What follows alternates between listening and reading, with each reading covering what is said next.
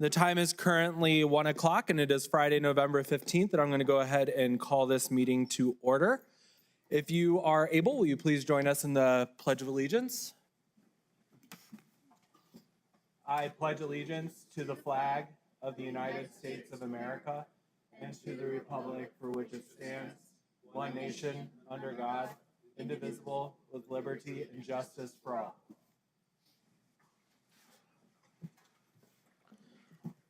Okay. April, if I can please get a roll call for determination of quorum. Commissioner Reynolds, Here. Commissioner Chaparro, Commissioner Sanchez, Present. Vice Chair Murillo, and Chair Shajo Hernandez. Present. We do have quorum this afternoon. William, will you check on WebEx and see if anyone's joined, please? Okay.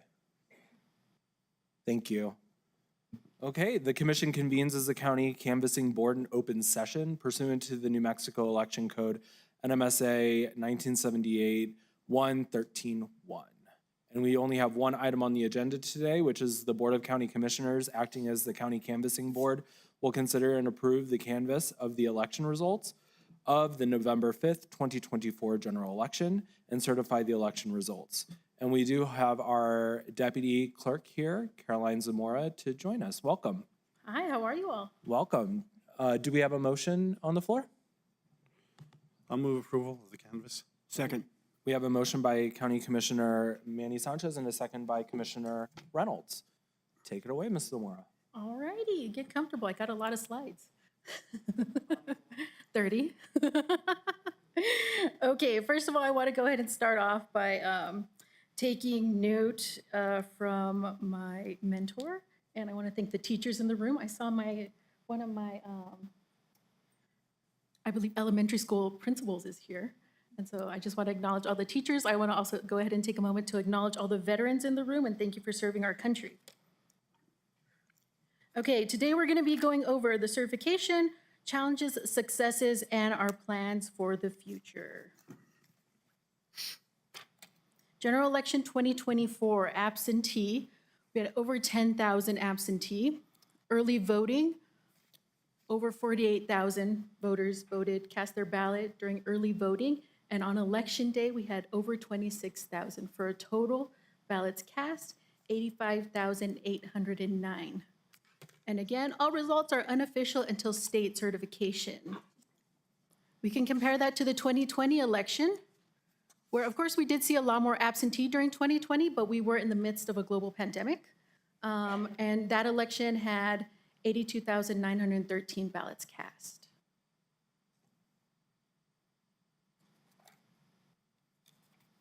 All righty. Some of the main issues that we saw, there were three main ones. The first was same-day registration. Then we saw non-compliance by challengers, watchers, and observers. Also, we saw mis- and disinformation. Let's talk about same-day registration. Same-day registration allows eligible voters to register and vote on the same day, as long as they meet the eligibility requirements. This means that individuals can register to vote and cast their ballots during early voting and on election day, rather than needing to register in advance. Same-day registration is an important tool for increasing participation, especially for underrepresented and marginalized groups. Approximately 52,000 voters statewide used same-day registration, and approximately 25,000 of those happened on election day. Here in Doña County, we processed early voting same-day registration 2,132.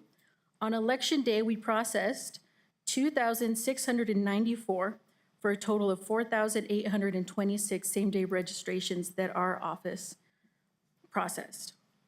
Now, the Secretary of State's office did pull resources from their website, from their business recording site to help with the system overload. Our office has worked on cross-training, and we were able to pool our recording and filing team to assist with processing same-day registrations. We know that it did take a while for voters. We heard quite a bit from voters that the same-day registration was taking a while, and we knew that I know in several interviews, I did recommend to voters if they were going to use same day to try using early voting same day. Also that day, I did speak to several news outlets about the long wait for same day registration. Okay, let's talk about another challenge, which was noncompliance by challengers, watchers, and observers. Several individuals from both parties were removed for failing to comply with established rules and regulations. On Election Day at Las Cruces City Hall, a challenger engaged with voters and other election officials expressing dissatisfaction with the election process. However, challengers, watchers, and observers are only permitted to communicate directly with the presiding judge. Despite multiple requests from the presiding judge to stop this disruptive behavior, the individual was ultimately removed from the polling location. There were also several instances where challengers, watchers, and observers did not have the proper credentials, specifically their letter of appointment and certification, stating that they had completed the required training. If credentials are incorrect or incomplete, individuals are not permitted to remain in the polling location or warehouse. It's important to note that ensuring credentials are valid is not the responsibility of our office or of election officials or presiding judges. That responsibility lies on the individual, the party, or the organization that appointed them. Another incident occurred at our warehouse where an individual had an appointment letter to be a canvass watcher. However, since the canvassing board had not convened, they were not authorized to be in the warehouse. And instead of complying with the simple request to leave, this individual confronted a county employee, shoving her finger in her face and verbally berating her. This type of behavior is absolutely unacceptable. We also had an unfortunate situation where one of our staff members received a phone call from a gentleman screaming at her and making demands. I was within earshot of this call, and this kind of rhetoric and behavior is completely unacceptable, and our employees should not have to tolerate that. There was another case at the warehouse where a challenger or watcher was repeatedly, and I mean 4 to 6 times, asked to stop taking photographs, as this is a prohibited activity. And you'll see on the slide from the Challenger Watcher Observer training that they have to take by the Secretary of State. You'll see one of the questions is, can I take pictures? And no, you may not take pictures as an election challenger, watcher, or observer. Despite being asked several times, this individual refused and was subsequently asked to leave. In another instance, a challenger was denied access to a warehouse due to improper credentials. This led the individual to actually call the sheriff's office on us, unnecessarily disrupting the election process for nearly 45 minutes. While I deeply respect our law enforcement, and I know that Sheriff Stewart, Under Sheriff Abeyta, and their deputies always have our back, and we appreciate them immensely, this was a senseless act by that individual. It was quite frankly an act of intimidation. Our county employees and election officials do not deserve to be treated that way for simply following the rules and laws. On a positive note, there were several individuals who engaged with me in a respectful and rational conversation. I was happy to answer their questions to the best of my ability, and these exchanges were a reminder of the importance of civil discourse, and I thank them, and the next time I see them, I'm going to thank them again. I'm incredibly protective of our team. Preparing for and administering a presidential election takes months of hard work, and our team is among the best in the state. And I'd argue probably the best in the state.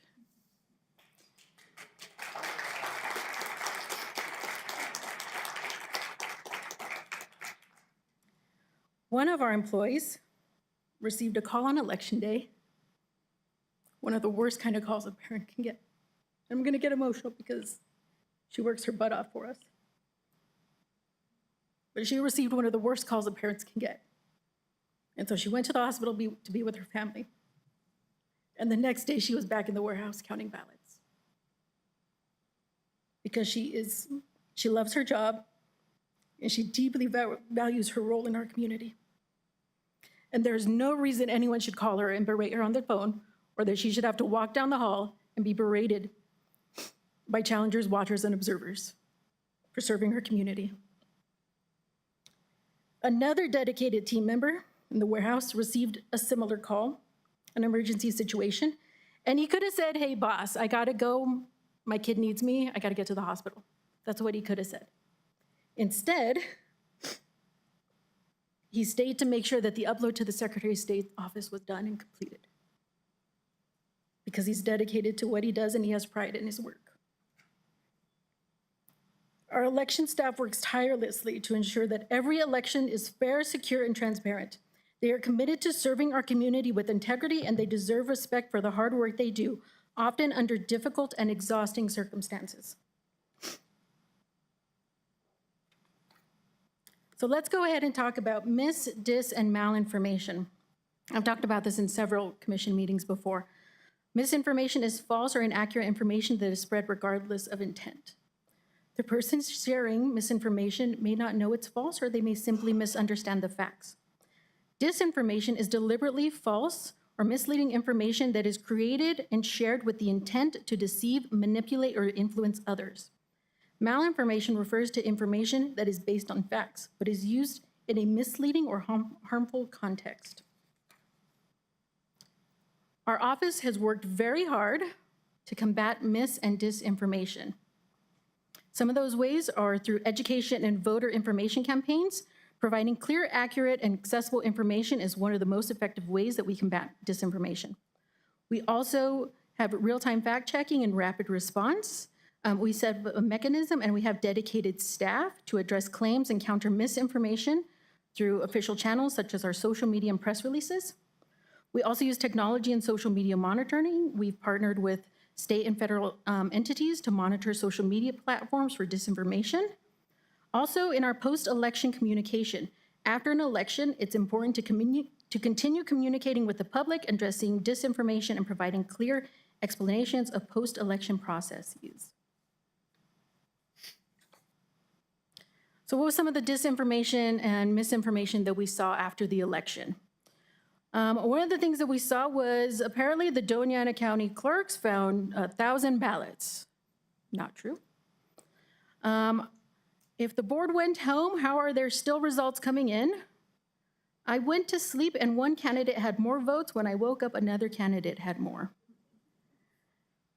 And I'm sure my staff will laugh at this one. How hard is it to get everything counted on election night? Okay, let's go ahead and talk about some of this disinformation. This is a press release that we sent out at the very early hours of November 6th, so election night. And it reads, the Doña County Clerk's Office announces that the election board has adjourned for the night and will reconvene on Wednesday at 9:30 in accordance with election statute. At the end of election night, the absentee board still had approximately 1,000 outstanding absentee ballots to process. Approximately 70 provisional ballots were also cast during election day. Let's go ahead and talk about absentee ballots. We receive absentee ballots in one of three ways, either through the mail, dropped in a secured container drop box, or at a voting location. They are first checked for proper documentation, such as signature and eligibility. The absentee board ensures that the ballot meets all legal requirements before being counted. They may also check for issues such as a mismatched signature or missing voter identification, such as social security number. If the voter does not have a valid voter registration, the ballot is marked rejected. If they have a valid registration, the ballot is also marked accepted. Opening the ballots. On election day before, the absentee board opens the returned absentee ballots. The board members ensure that all ballots are valid and conform to election law before they're tallied. Counting the ballots, counting absentee ballots. Once validated, absentee ballots are counted separately from in-person ballots. In New Mexico, absentee ballots are counted starting on election day once the polls close, and results are not often released until the end of the day or the following days to ensure accuracy. Let's talk about provisional ballots. Provisional ballots. These are used when a voter's eligibility to vote cannot be immediately verified at the polling location. A provisional ballot serves as a safeguard to ensure that eligible voters have the opportunity to exercise their right to cast a ballot, allowing the clerk's office to research and verify their voting status post-election. These ballots are manually reviewed and verified. So let's go ahead. Oh, I think that's a repeat slide, sorry. Let's go ahead and talk about some of our successes. Because addressing some of the mis and disinformation that I just talked about has actually become one of our office's, I would say, top strengths.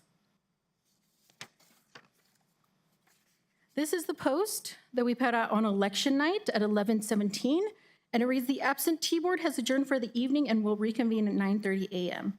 Election day site results are still coming in and will continue to be transmitted to the Secretary of State until all election day sites have reported. An official press release will be out at the end of the night." This is that press release that I showed you earlier. And this is another way we combat disinformation. This is what we affectionately call as election night bingo in our office. You'll see on the right, over here, that was posted at 9:25 on election night. The green squares means that the site is in and has been transmitted to the Secretary of State.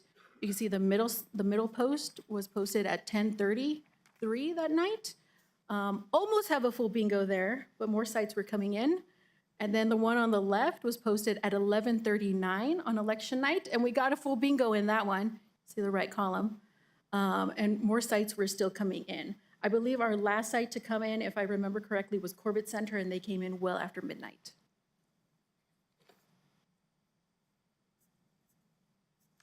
We've also done a great job at posting a lot of information, again, in the hopes of combating mis and disinformation. This post on the left is from November 6th at 1:03 in the afternoon. Again, keeping the public informed that the absentee board will continue to work through the absentee process throughout the day. Hand tallying for write-in candidates has begun and will continue throughout the day. The post on the right was from 6 p.m. that evening, letting everyone know that the absentee board had adjourned for the night and would be reconvening the next morning. The next post is from November 7th. Again, we're letting everyone know that the absentee board had completed a majority of absentee ballot processing, including hand tallying for early voting and election day write-in ballots, and the board had recessed for the evening. Also letting the public know that it would be reconvening on Friday to continue hand tallying for UOCAVA, or that is also our uniformed and overseas civilians. And those ballots are also hand tallied manually. The post on the right was from 1:40 in the morning on November 9th, and it announced that the board had adjourned for the evening and that hand tallying of UOCAVA results are manually transmitted to the Secretary of State and would begin the following day, and that the canvassing board would convene on the 9th at 1 p.m. Here's more information that we posted. This was from the 9th. The county canvass has recessed for the evening and would be reconvening on the 11th and to continue with the manual entry of the UOCAVA ballots, and their transmission to the Secretary of State will continue on Monday. The post on the right is from the 11th, letting everyone know that the canvassing board had a recess for the night and would reconvene the following day. Also that the canvassing board would reconvene on Tuesday. This next post is from the 12th. Also talking about just post-election process, reconvening on Wednesday. And then the post on the 13th is about the canvassing board had adjourned and was not expected to reconvene the following day. Also letting everyone know about this meeting, county certification on the 15th. The amount of mis and disinformation our office has encountered has driven us to take proactive steps to better inform the community. In the response, we've made an unprecedented commitment to providing educational resources and public information. Now, I can say this with some extreme certainty, that no other clerk's office in the state has offered the level of information and outreach that our office has. And we do this so that we can ensure that voters are as informed as possible and confident in the electoral process. We are dedicated to countering false narratives with accurate, accessible, and and timely information to support every voter's right to participate in a fair and secure election. So I went and got some numbers for us. You can see how amazing our office is doing. Bernalillo County, between October 1st and November 14th, had posted on Instagram 29 election-related posts. Santa Fe County had posted 38 election-related posts, and our office had posted 54 election-related posts on Instagram. On Facebook, Bernalillo County had posted 26 election-related posts. Santa Fe County had posted 34 election-related posts, and our office had posted 65 election-related posts. Our office has also done a really great job at audio for our audio-visual people out there. We did 5 radio interviews. One of those was in Spanish, so I know my mom will be proud of me for that one. Also, we produced 5 podcasts on election-related information. Santa Fe County produced 1 podcast. This is other type of information that we're that we've posted in hopes to combat mis and disinformation. On the left, we had been seeing quite a bit of mis and disinformation about the post-election process, so we posted a detailed post-election process post for the public. The post on the right was from November 3rd, so before Election Day, also with lots of great information in English and in Spanish. We do try to post in Spanish whenever possible. Here's more information that we put out in hopes of combating disinformation.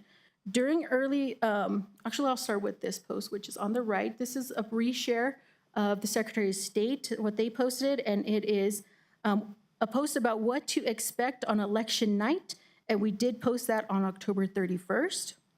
We also posted on November 1st the Voter Information Resource Guide, which is produced by the Secretary of State and the Department of Justice. We put this on our website. We also posted it here. It goes through a lot of information, particularly electioneering. Of course, during early voting, we did see some electioneering.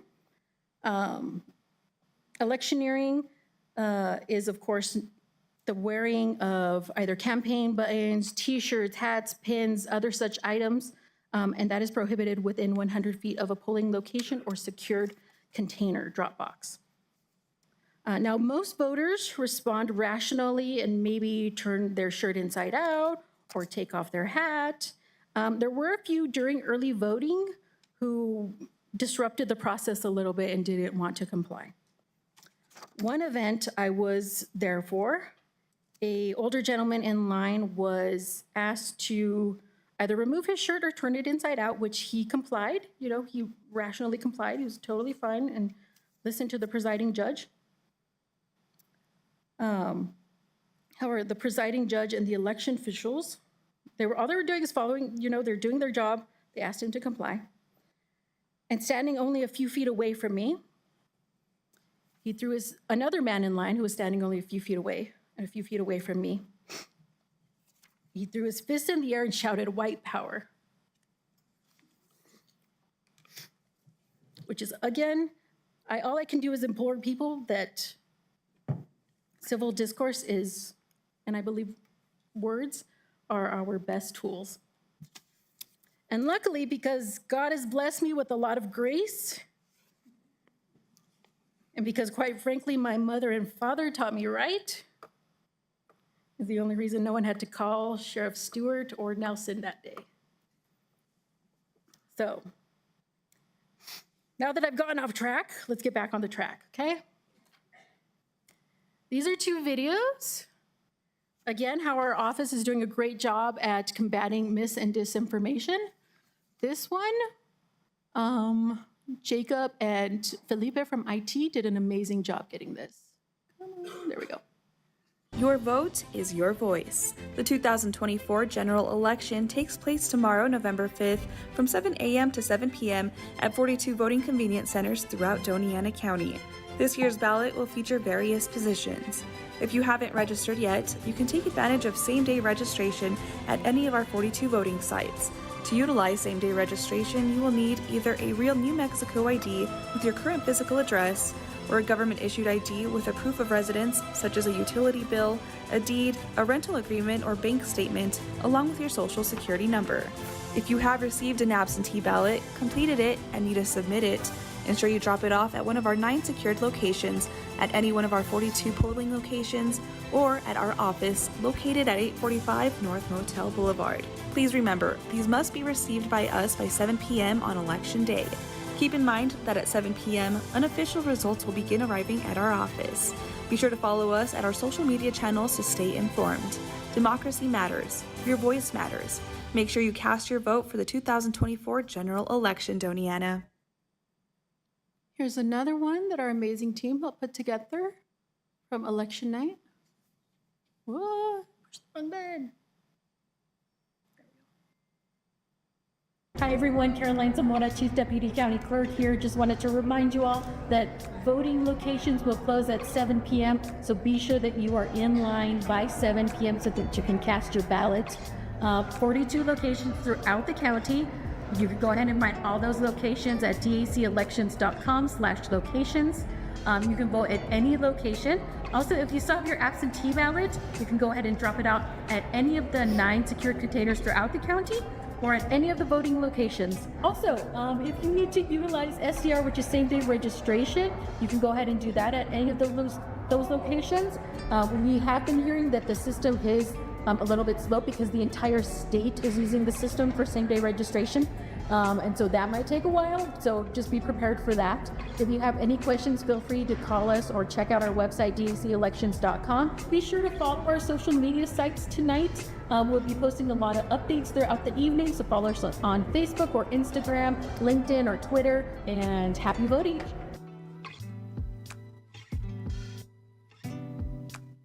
Again, some of the information that we're putting out to combat dis and misinformation, and our team does a great job. So what do we have? What are our plans for the future? We're going to start putting together a candidate resource guide so that candidates can better understand what to expect on election night.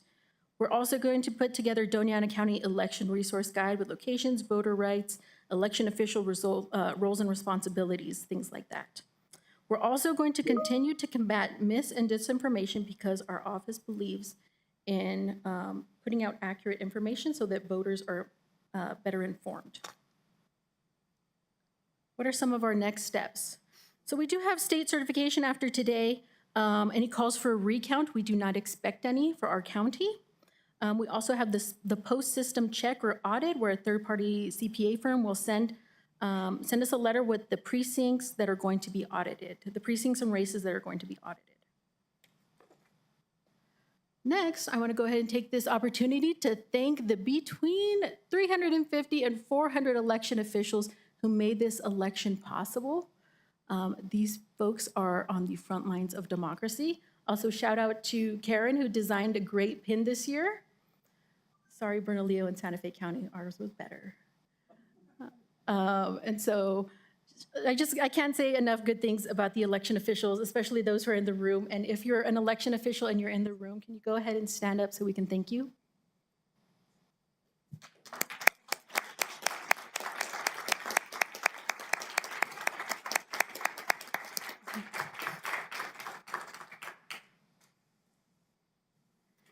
Okay, we have one other thank you for them. As we wrap up the 2024 general election, we want to extend our heartfelt gratitude to the incredible election workers who made this election possible. Your dedication and hard work ensured a smooth and fair voting process for everyone in our community. From setting up voting centers to assisting over 85,000 voters with a smile, your commitment has been invaluable. Thank you for being the backbone of our democracy. Your efforts have truly made a difference. We couldn't have done it without you.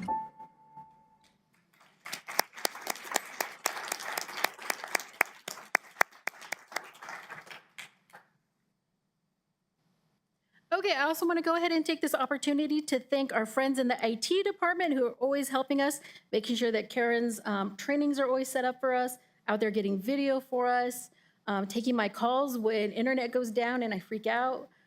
So I just want to go ahead and say thank you to them. Also, thank you to Stephen and Amanda and the OEM team. There were a few power outages on, I believe, Election Day, in Sunland Park, and they took the generator out there for us just in case. I also want to thank our local county and state law enforcement agencies for always having our back. Also to the vendors who make sure that our sites are always stocked with paper and that printers are working correctly. I want to say thank you to them. I also want to send a deep, heartfelt thank you to our amazing team at the clerk's office. To Janice Hedon, our supervisor, Bureau of Elections supervisor. I don't get anything done without Janice. And so I also want to thank Roman, who runs our warehouse, and he runs a tight ship. We have an amazing warehouse. And then all of our team, all of our amazing leads at the Bureau of Elections. Also, I want to send a shout out to our recording and filing team, to Angelica, our supervisor. On Election Day, when we asked for them to jump in and help with same-day registrations, they did. And they also helped post-election with some of the processes. So really, thank you to our entire team. We ran a dang good election. And the county staff and election officials have done a spectacular job. And we are a department that you all can be proud of. Thank you. Thank you.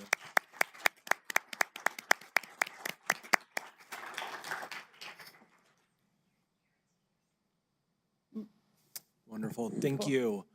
Would you like me to sit down, Chair? Pardon? Would you like me to sit down? Sure. Okay, cool. At this point in time, can I get a show of hands who is here for public comment this afternoon? A show of hands, please. Public comment. I have one person giving public comment today. Okay, come on up. Lucky you. And we'll go ahead and put a 3-minute time clock up just to keep us in line.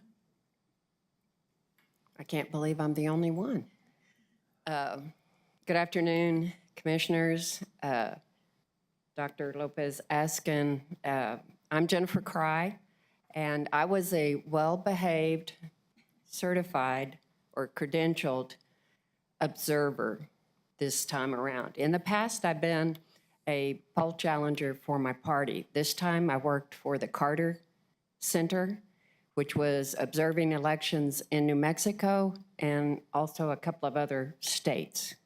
And there was training. So I'm shocked to see that there was bad behavior on the part of observers, because we definitely were told what we could and couldn't do. Every election, I am so impressed with how well things go. Regardless of party affiliation, the poll workers are diligent, calm. I don't know how they stay so calm. It's just very impressive. So I wanted to show up and say, I watched. I was at Radium Springs this time around. I've been in Anthony, I've been in Sunland Park, and I've been at the data warehouse. So just beautifully done. I don't know where you find these people, but they do an excellent job, and I just wanted to say thank you. Thank you.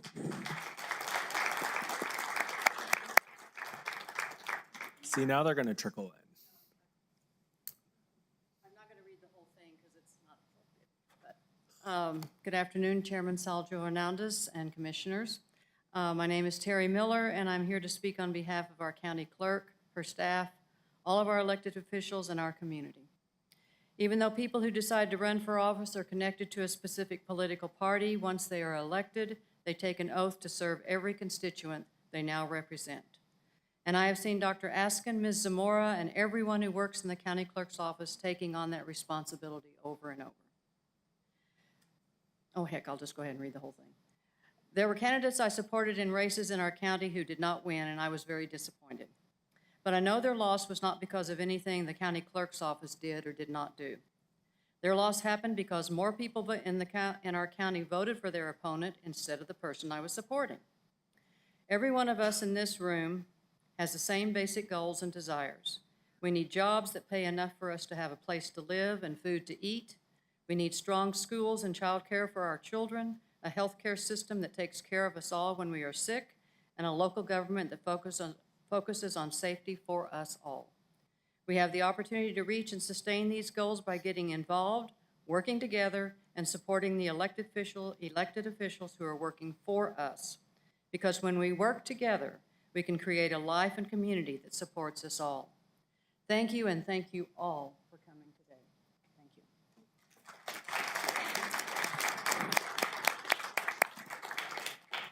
Come on up, Rama.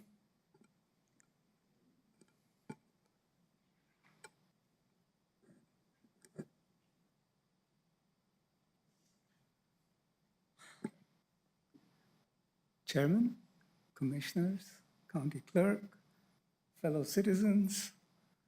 My name is Rama Devastali.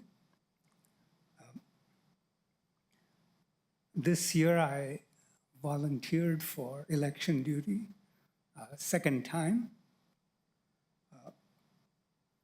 I do it mainly because I'm retired and nothing better to do, but also because it's an opportunity to see how the system works.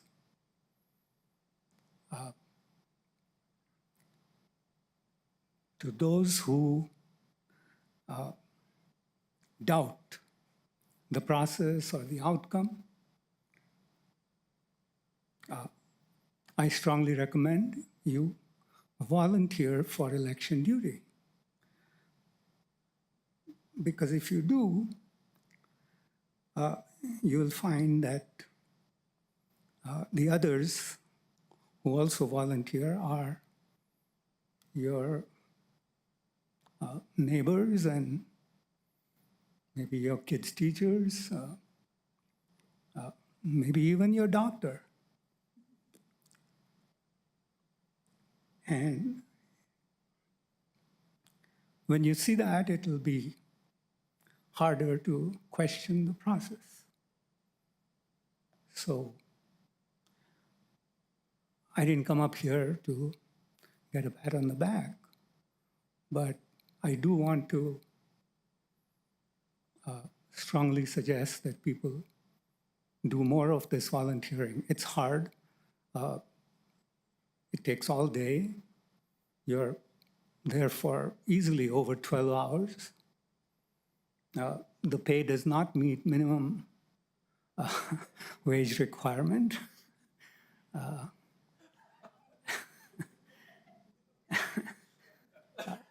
So don't do it for the money, but do it so you can be a better citizen. Thank you.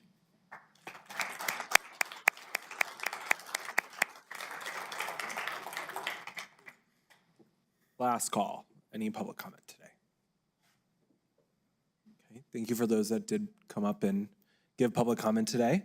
Commissioners, any commission comment? Mr. Chairman, Yes, of course, Commissioner Sanchez. I did want to say thank you, Deputy Clerk Zamora, and for all your efforts in trying to communicate. Ms. Giron, and everything you've done to make sure this runs smoothly, and all the staff at the clerk's office, and especially all of the workers that were at the polling locations throughout the entire election. Thank you, because I think as some of the incidents that I think Ms. Zamora had highlighted, we know we live in a time where politics is especially, it seems, hyper-political at this point. And so anytime those happen, those are the things that we try to warn about, that people are aware of, and yet they still come. And I do want to give a lot of credit to Dr. Askin for working to build that pipeline, to have workers come in, to make sure they're trained properly, to fight for making sure that they got paid so you can attract more people. Because I know back in 2020 and those elections, you struggled and your team struggled to find people to work, and you still found them. And so every effort that you make to make sure that elections happen they go off without a hitch here in Doña County is a testament to the work you've put in. So thank you for that. I know as having been on the ballot this year, I can feel and empathize with a lot of the other candidates that, you know, when you keep hitting refresh and want to see the results and be done at the end of election night, and you know, that I know when it doesn't happen, it is, you know, your patience can be tested because you know, everybody wants to know now. I want to know what happened. I want to know the results. And so for all of those that ran, thank you for running in the election. Thank you for having patience with the process. In the 5.5 years that I have been commissioner, there has never been one time that this staff, that the elections team have run, that there has ever been an issue that the counts had to be corrected or changed. And so I think that truly shows how secure and accurate the voting here in Doña County is, as well as across New Mexico. So I can't give enough kudos to everybody that helped run these elections. Thank you for all you do. Thank you for making sure that you continue to keep the integrity in this process. Thank you, Mr. Chairman. Thank you, Commissioner. Anyone else? You're going to say something? Go ahead. Thank you, Mr. Chair. You know, I can echo what Commissioner Sanchez said, and also Chief Deputy Clerk Zamora. I can also say that we had over 82,000 people voted, which is a record for the county. So we keep growing every time we have an election. We keep needing more people to serve and more people to actually work the polls and work the election for us. And we can't say enough. We can't say thank you enough for the civil participation and the support that we get from everyone in this county. I think it's a tribute to who we are. I think it's a tribute to who we want to be. It's a tribute to who we support in the election. And so I just want to echo everything everyone else said and say thank you all for being a part of the process and making it successful and trusting us. Thank you, Mr. Chair. Thank you. I think we all have the same tone up here, so I'm not going to say a whole lot, but to the clerk's office and your team, like, thank you so much. I love walking in there, especially during election time when the height of the office is absolutely just insane and everyone's running around and they know their purpose. And, you know, I know how much strength it takes to empower your team to take on something this big. And I see it in everyone's face in that office. They all know what they're doing. They all have an immense sense of pride for our elections here. And it's not just elections in general. They're proud to be a part of the Doña County election team. You know, Karen, I give you so much kudos because I know organizing hundreds of people is a lot. And you and your team and everyone that works with you just does a fantastic job. So thank you so much for what you do. And Caroline, I just want to say that you have been upstairs asking questions, working with legal, just bouncing things off. And I think it's great just to see everyone coming together here at the county and knowing what's at stake, knowing what we're under, knowing that we have to do this right. Being under a microscope constantly is a lot for us, and I know that. And I'm so grateful to you as well, just for putting this presentation together here today, presenting it to us, you know, giving us the data, giving us the facts, answering our questions when we have them, and just making sure that this election and all other elections go off very smoothly. So thank you to both of you, Caroline, Janice, you as well. Just thank you for everything that you all do here. And a big thank you to you, Clerk Lopez Askin. Sorry, I looked at you weird. You know, you've been here, is this 5 or 6 years now? 6 years. And I was in the warehouse in 2018 and I was a certified poll worker, and I can tell you that you've made such a very monumental move in elections here and being very transparent and above board. And, you know, yeah, there's certain places that we can't go, and we know that, and we need to respect that because of certain things that are out there. But you give people so much access to the information out there, posting on social media, doing press releases, informing people of what's going on, being very above board on the process. And, you don't see that everywhere. And I just want to say thank you for leading that and being the most transparent leader in your elected office that you possibly can. So I just want to give you, your staff, Caroline, and everyone such kudos for a great election and just being transparent. So thank you. Mr. Chair. Mr. Chair, if I may. Yes, of course. Chair, Commission, first of all, I want to thank all of you who came out to support elections. There's something about looking out into this room and knowing that we have the collective support of our community. Please know that your presence here is felt and that we appreciate it more than you know. I say this consistently. I always say there's county employees and then there's those that support them, right? This is how important I think that we need to really recognize we are. If I were to disappear tomorrow, if I won the lottery and I was in the Bahamas the next day, the work would go on. You would still continue to have a great election. So, you know, we talk about kudos, and I continue to say that one of the things that we need to do as a county is to continue to support our staff, not just in the clerk's office, but countywide, build them, be innovative in how we support them, because at the end of the day, they make it happen. Thank you to all those all the election officials. We can't thank, literally, we would not have an election.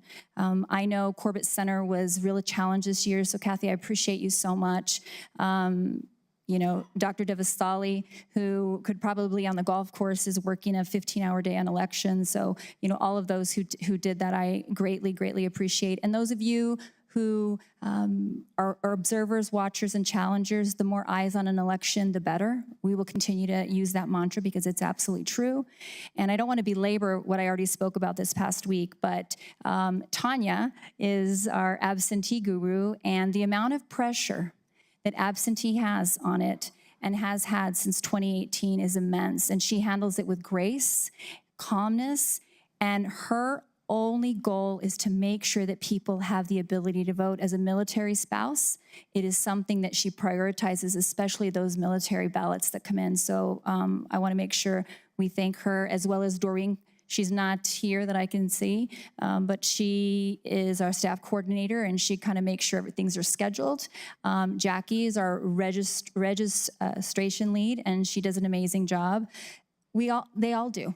I said this the other day, I don't deserve them. They are that good. And I greatly appreciate the staff, not just that are in here today, but also that are in the office, maybe watching or answering calls or helping our community.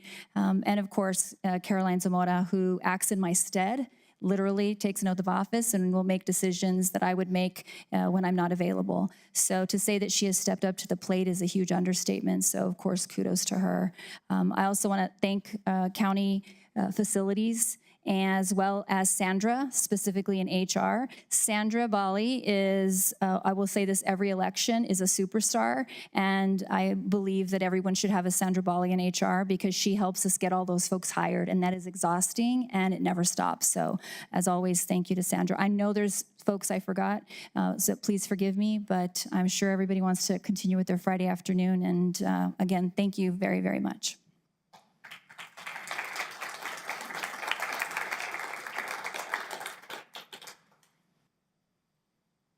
Okay, with that being said, do we have any other commission comment? I know we have Commissioner Chaparro on WebEx with us. Mr. Chair, I'd just like to thank everyone for the hard work that was done on the election. I'm very grateful. Thank you. Thank you. Okay, with that being said, any other comments? Seeing none, April, if you will, please roll call the commission on the certification of the election. Commissioner Reynolds, Yes. Commissioner Chaparro, Yes. Commissioner Sanchez, Yes. Vice Chair Murillo, and Chair Shaljo Hernandez. Yes. Motion carries and the election is certified. Thank you.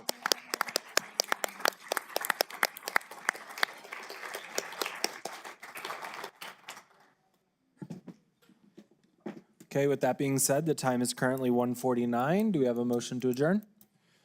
So moved. Second. Okay, we have a motion and a second to adjourn.